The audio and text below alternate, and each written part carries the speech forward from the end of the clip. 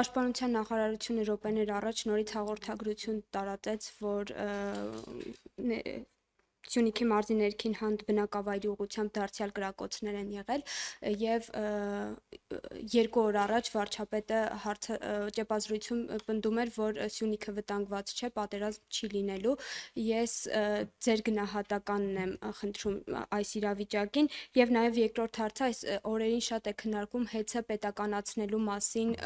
շատ արագ պետականացնելու մասին գործընթացը։ Դուք ինչպես եք պատկերացնում այդ գործընթացը եւ նաեւ նման նախագիծ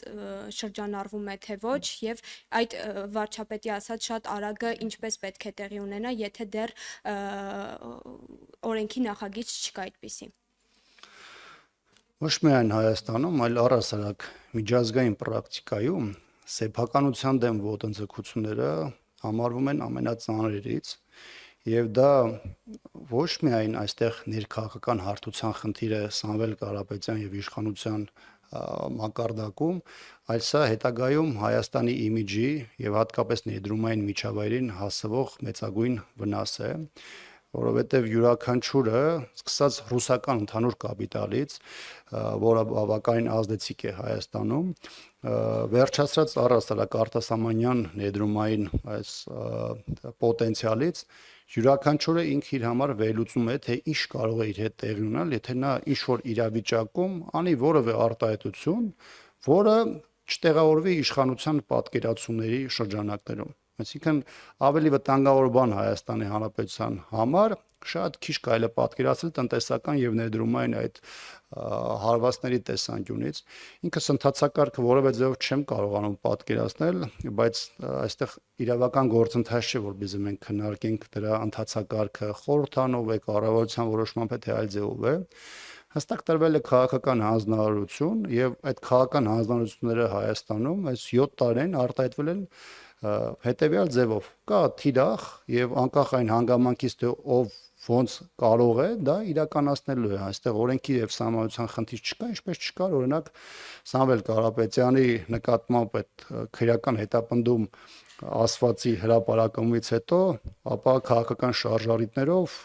նրա դրամ հարձակումների շարք սկսելու առումով, որի վերջնահետևանք, ինչպես ասացին, նրա կալանավորումներ։ Ինչ վերաբերում է պաշտպանության նախարարության հայտարարությանը, հատկապես երբ որ դա հնչում է Հայաստանի իշխանությունների հավաստիությունների տրամաբանության ներքո, գիտեք,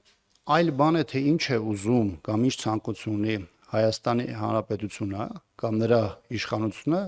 լրիվ այլ բան է, թե ինչ են մտածում քո այն հարևան պետությունները, ովքեր քո երկրի նկատմամբ բարբերաբար արտահայտում են տարածքային հավակնություններ, ովքեր տարբեր շրջաներում կամ վերջին 3 տասնամյակում բազմիցս ագրեսիա են դիմել քո ժողովրդի կամ քո պետության նկատմամբ։ Ադրբեջանն ու Թուրքիան տարբեր առիթներով բավականին հստակ ասել են, որ աշխարհում ներկայումս գործում է ոչ թե միջազգային իրավունքը, այլ գերակայող է ուժը, եւ այս պարագայում նրանք համարում են, որ 44-օրյա պատերազմը, դրան հաջորդած ժամանակահատվածը, Հայաստանի տարբեր տարածքների օկուպացիան 20-23 ժամանակահատվածում, 23 թվականին Արցախի ամբողջական օկուպացիան, նրանք համարում են, որ տեղի ունեցել ոչ թե իրավունքի, այսպես ասեմ, հրմամբ, այլ դա տեղի ունեցել թուրք-ադրբեջանական տանդեմի ուժի գերակայության պայմաններում։ Հիմա եթե իրենց համար այսպես կոչված միջանցքային տրամաբանությունը ռազմավարական խնդիր է եւ իրենք Հայաստանի հետ չեն կարողանում իրենց պատկերացումների շրջանակներում լուծում գտնել, ապա որևէ մեկը չի կարող բացառել, որ այդ ամենը տեղի կունենա ուժի կիրառման միջոցով։ Ընդ որում, երբ որ մենք խոսում ենք Սյունիքի մասին, պարտադիր չէ այդ ագրեսիան, էսկալացիոն դրսևորումները, հնարավոր մասշտաբային գործողությունները տեղի ունենան բացառապես Սյունիքի նկատմամբ։ Հնարավոր է տեղի ունենան սահմանագծի մեկ այլ ուղղությամբ, բայց նպատակը լինի մեկը՝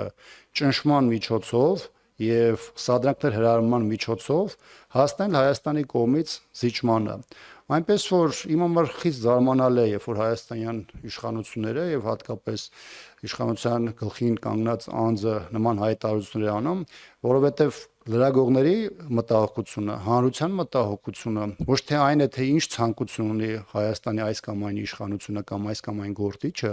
այլ իրենք որպես պետության ղեկին կանգնած անձանց փորձում են հասկանալ, թե որն է իրավիճակի ռազմաքաղաքական գնահատականը եւ ինչ կանխատեսումներ կարող են դրա հիման վրա ծնվել։ Ինչը Հայաստանի իշխանությունները փորձում են ամեն անգամ խորամանկորեն շրջանցել։